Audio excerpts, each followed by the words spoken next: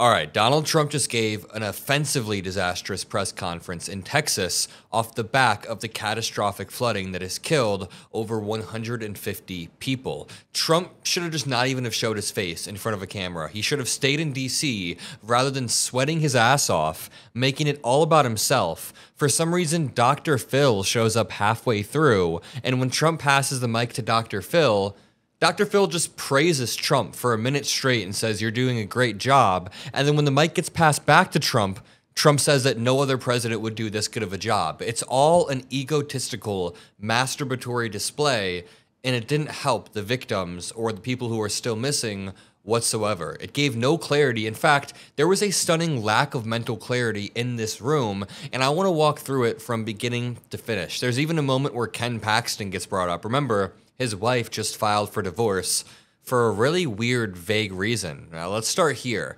Donald Trump gets asked by a reporter. Families are upset because warnings didn't go out in time, and Trump immediately attacks the reporter.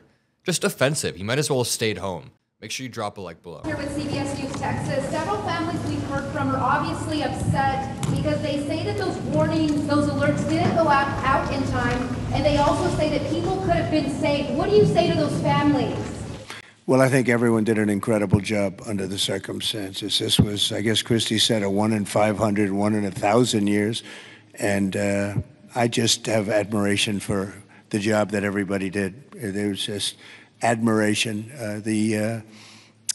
Only a bad person would ask a question like that, to be honest with you. I don't know who you are, but only a very evil person would ask a question like that, I think. Bro, what in the hell? Our sweaty president, whose eyes seem almost crossed, is making a moral judgment of a reporter who asked, hey, there are very real reports from people in Texas, not just like liberals across the country, but no, the Texas officials held a press conference and said, listen, the warnings didn't go out in time. We didn't have the funding necessary. And when you look at the facts, Donald Trump defunded the NWS and NOAA within his first few months and wanted to defund them more. So the fact that he's making weird moral condemnations is disgusting. Donald Trump then gets immediately distracted by Dr. Phil. I mean, he couldn't even be serious for 10 minutes before he, looks off into the distance, just so unpresidential.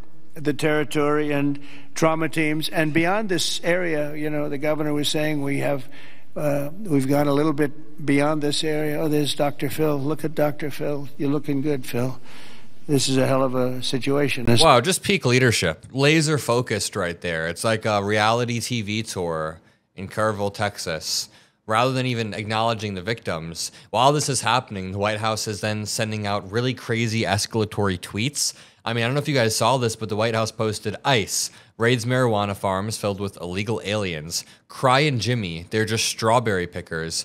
This ain't produce homes, that's product. And it's an AI photo of Representative Jimmy Gomez of California because Jimmy Gomez decided to say, how many MS-13 gang members are waking up at 3 a.m. to pick strawberries? This is after I swarmed a strawberry field that also produced multiple things like cannabis, like tomatoes, like strawberries. It was in California and it was legal. And, Jimmy Gomez had every right to complain, yet the White House does this weird racist thing. They say homes. Who wrote this? I'm picturing like Caroline Leavitt's white ass writing this. Anthony Fantano said, Holmes, bro, you are no Christians. Jesus Christ said, for I was hungry and you gave me food. I was thirsty and you gave me drink. I was a stranger and you welcomed me. You are destroying families to post AI slop. Your soul is already burning. That's a really good condemnation right there. Then Donald Trump says, Dr. Phil, give us some of your words of wisdom. Yes. Dr. Phil, I see you sitting there, and this might be a time for you to give us some of your words of wisdom, if you would. Why is Dr. Phil there? I tried to look it up for context. There's no context. And Dr. Phil just praises Trump for 40 seconds. Get ready to be uncomfortable.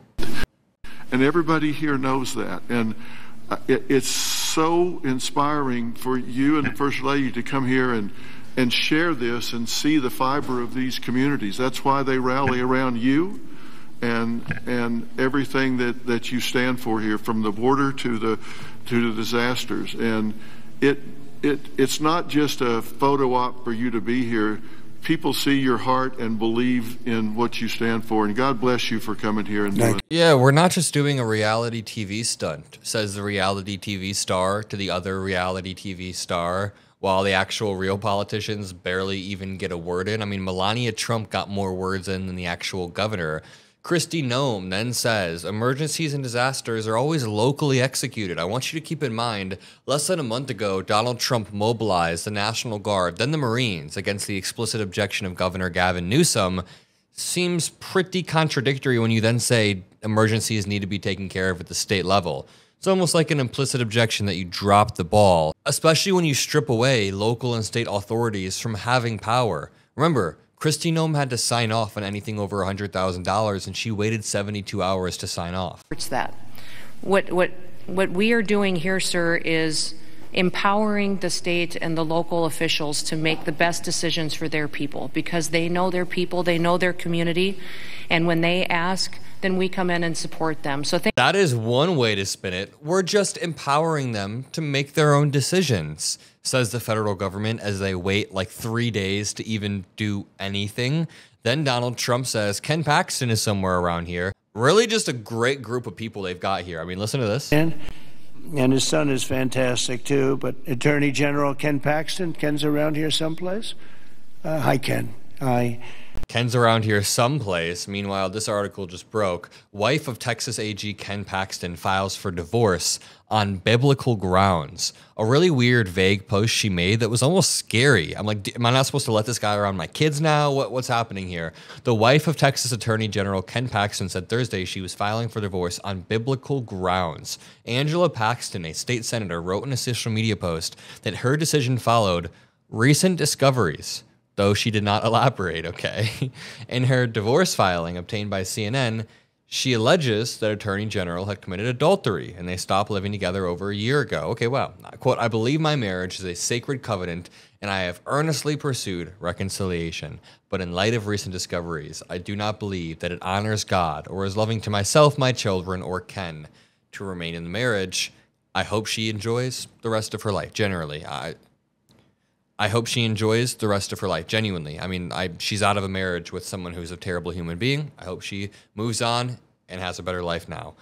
Last clip right here. Donald Trump, as he's leaving, claims no other president would have helped in this same manner. No other president would have bothered help.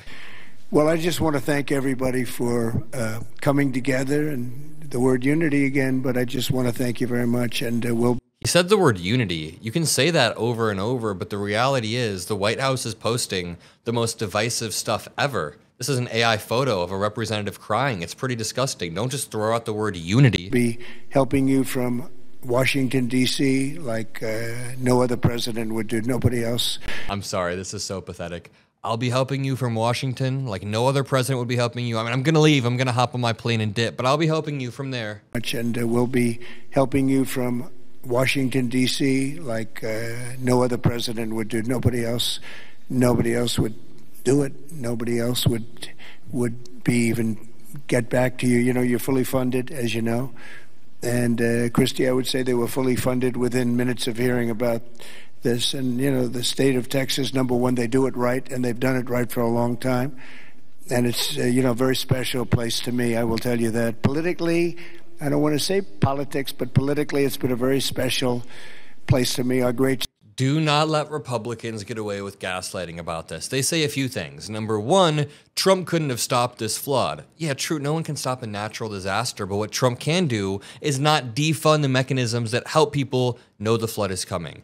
Then they say, don't politicize this. We're not politicizing it. Like, the flood in and of itself isn't political, but the infrastructure surrounding it is political, in the same way that Trump immediately tried to politicize the California wildfires, the crash over the Potomac. He politicizes every single thing in the most divisive way possible, and we're not even doing that. We're not being divisive. We're just pointing out that Republicans lie to their constituents. It's disgusting. Republicans lied and said that if they accepted these funds from the American Rescue Plan for better infrastructure and more sirens, then Biden would somehow take their homes. Like, they spread this conspiracy theory that Biden wanted to come take their homes, and that would only happen if they took these funds. So the funds were therefore rejected, and it affected people. I'm going to leave it there. Drop a like, subscribe. I'll see you all in the next video, and peace out.